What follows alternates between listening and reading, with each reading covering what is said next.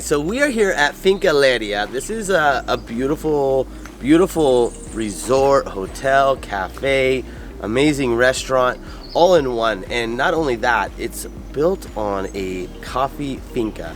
And this coffee finca has won numerous amounts of awards. And you know, Boquete is known for the highest graded coffee in the world, Geisha Coffee. And that type of coffee is primarily grown here at Finca Lerida. So we're really interested, I'm sure you're very interested to know more about what makes this coffee so special. So we came by, we got a coffee tour, and we're gonna go check out all of the elements behind this amazing coffee. Let's go.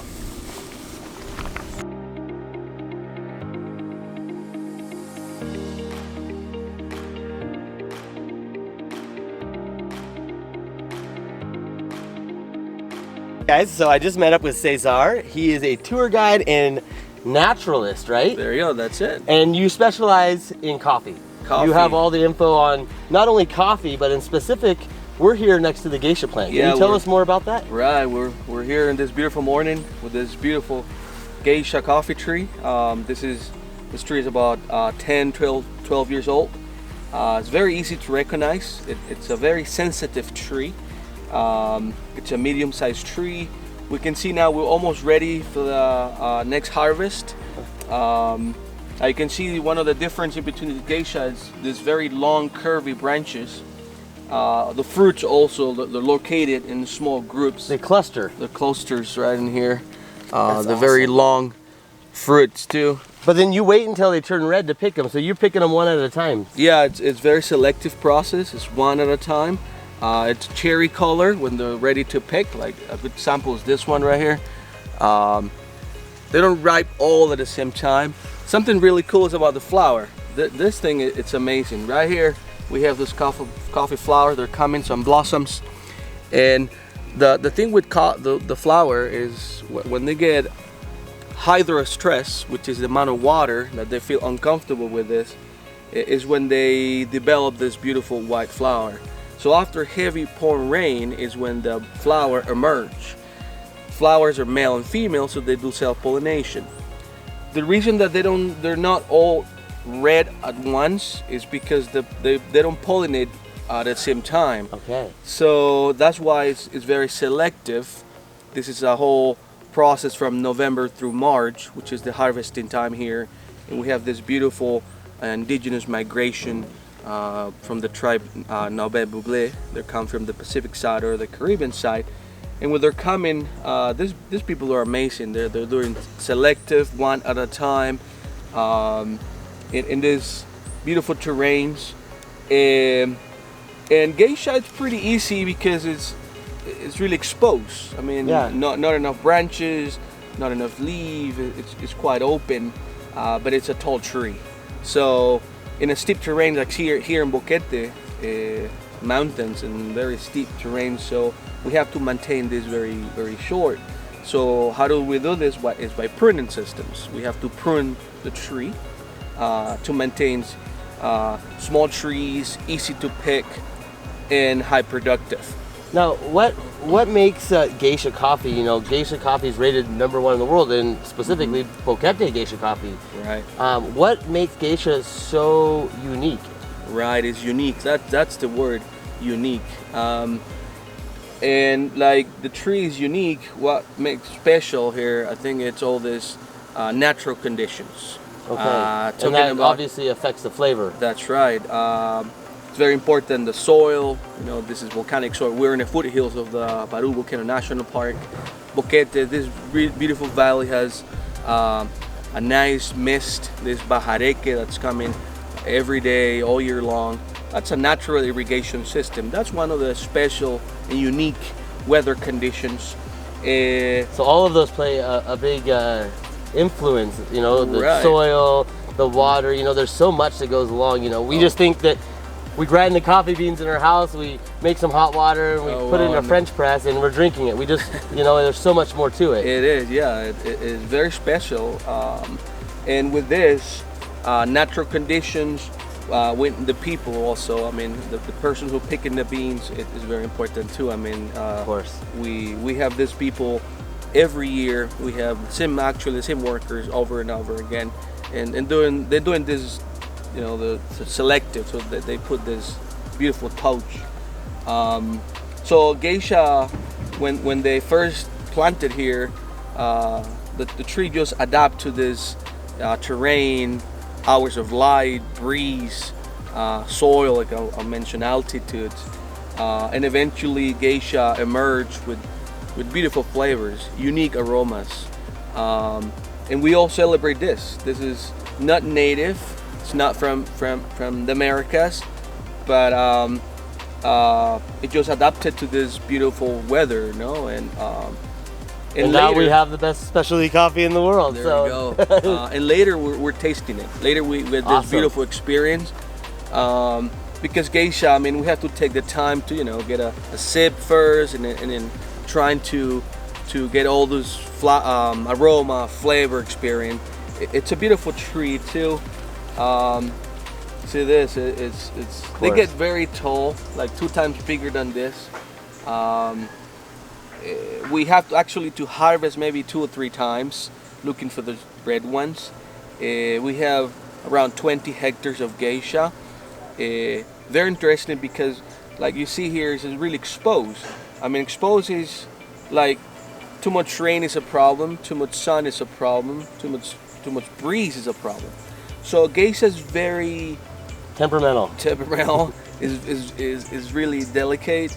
So, for example, here in this farm in Lerida, we're here in 1,600 meters above sea level. Okay. That's around 4,000 or 5,000 feet in a flat terrain. This is pretty flat here. So what do we use in a flat terrain? We know we have too much hours of sunlight, too much hours of light. So we have some shade trees to protect these coffee trees. We use something called Inga edulis, or here in Panama we call it guava, which is a sea pod, a curvy sea pod. It's edible. Actually, we can taste in a way up. It's a bean family. Legumes, as you know, they fix nitrogen to the ground. So we have 20% of shade per hectare with Geisha. Awesome. And later I show you. So this. it's a science. It's a sign, yeah. All behind a cup of coffee, it's a sign. I mean, we have to know hours of light, how much rain, the breeze is very important. So in the way up, I want to show you some shade trees and windbreak trees. They're very important too. And all this, with all these trees and flowers and fruit, we have very this bird fauna. The amount of birds here is really amazing too. So I'm actually specialized on birds too. Awesome. So let's go check out this coffee farm, There huh? you go. Let's go on up there. Awesome. There you go.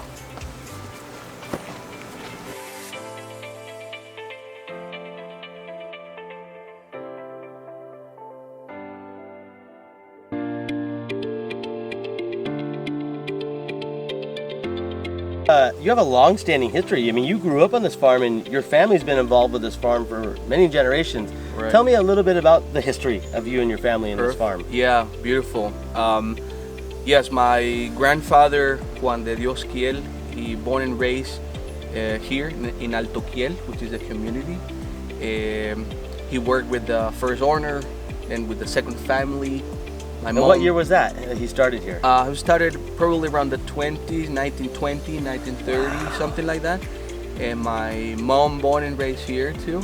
In one of the junior suites today, actually. Oh, that's awesome. It's crazy. That was my grandpa's house. Then, well, my mom worked here in coffee plantation. My grandpa, I spent a couple years here too with my family, my mom, dad. My dad was actually a bird watcher, so he was actually doing bird watching in this plantation. As you know, we have a lot of birds and all this beautiful flora and fauna.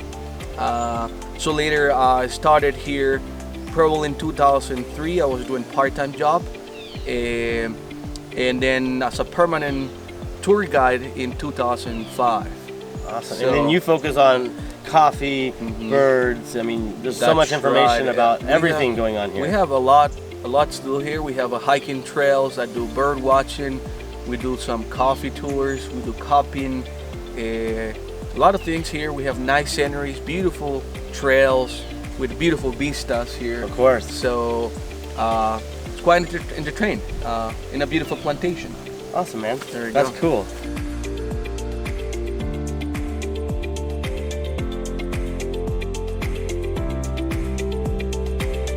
All right, guys, it's that time of the show. Thank you so much for watching. Remember, hit those likes, subscribe. We appreciate you. And please check out the website, dopanama.com. And I just want to let you know, some people are looking for that full-on relocation experience, and we do offer that. But we also offer elements just for specific clients. If you're just trying to connect with a great realtor in a certain area, or just an attorney, you don't want all the extra stuff, we also do that as well. We work with a lot of developers, we work with a ton of different real estate agents throughout the country, and our main objective, the number one thing that we do is protect you. That's like hands down. Yes, I can help you with this, yes, I can help you with that, my team can do this.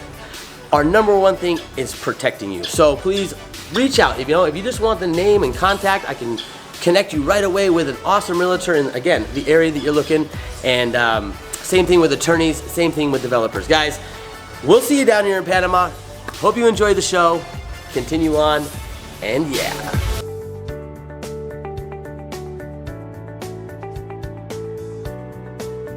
Make a cup.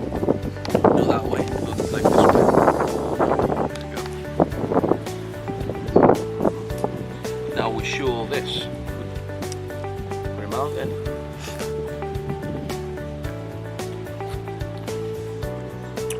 That's awesome. All right, so we took a little hike up, There you go. and now we're in a different part of the farm. See? And this is a whole different type of coffee, yes? That's right. Yeah, we can see the whole area here is dark green tree. It's very bushy, very dense. This is Catuay. This is another type of Arabica. It's different flavor.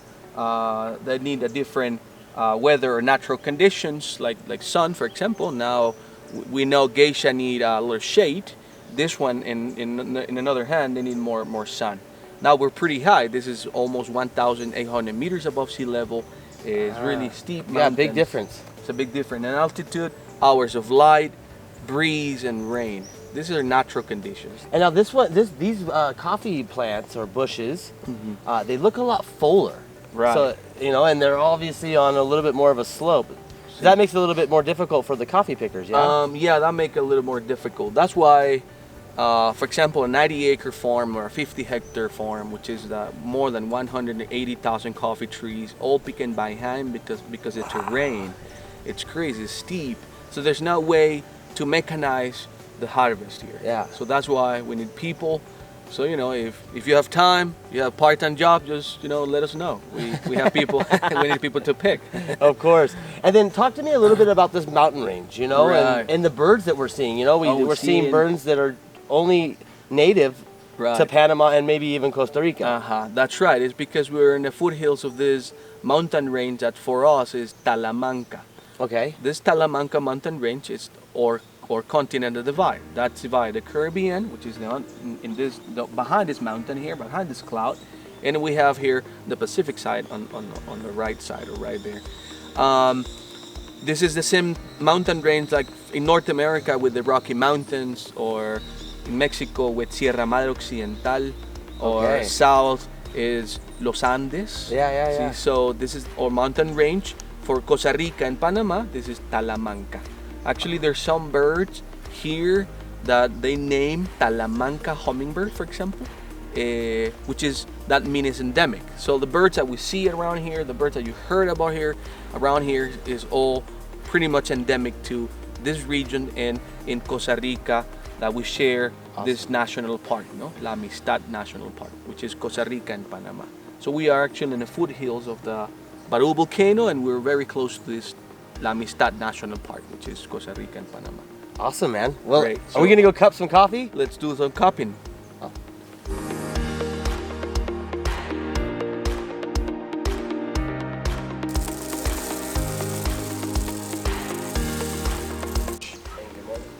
So it's so hard to pick because you have to dive here. You have to go inside here and then move the branches and see. Look just for the red ones. once you have this cherry color, you twist the cherry, you get your bean, and inside of the fruit later, and you take this, you have these two seeds, a lot of mucilage, that's the sweet part of the bean. We have to wash this. This catuai is a very round, small fruit. Geisha is very different. I'll later show you this, how geisha looks like.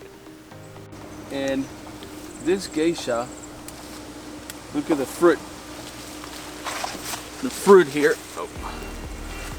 So this is geisha. This is geisha. It's very long fruit. We peel this the seeds. We peel the other one here.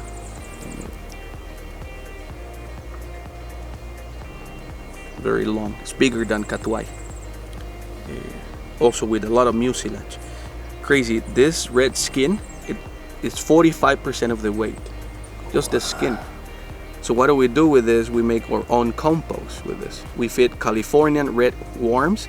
Those worms eat it, digest it, and make our own compost, rich in magnesium, potassium, zinc. I mean, we fertilize the plant with compost by reusing the pulp, which That's is incredible. Something.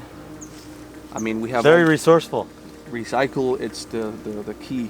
We have more than 2,000 pounds of pulp every day. From November That's through a lot. March, it's a lot. That's crazy. We have 2,000 pounds. of pulp. The real term. So you for have a this- lot of beans too, though. See, we have a lot of beans later on. See, we have millions of worms eating the pulp, and they make our compost.